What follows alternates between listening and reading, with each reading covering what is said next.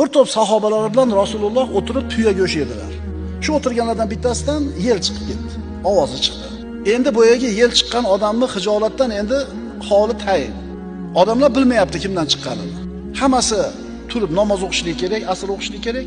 Hozir shu yel chiqargan odam turib tahorat qilsa, bilinib qoladi. Nabiy sallallohu alayhi vasallam ko'ryapsizmi?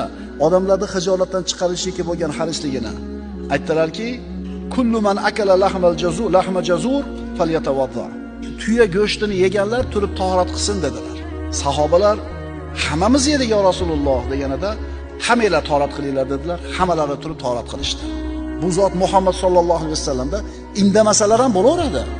Xijolatdan chiqarib qo'yaptilar. O'zi xijolat qilishlik emas, o'zi odamlarni noqulay holatga qo'yish emas. Noqulay holatga kirib qolgan odamni chiqarib qo'yaptilar.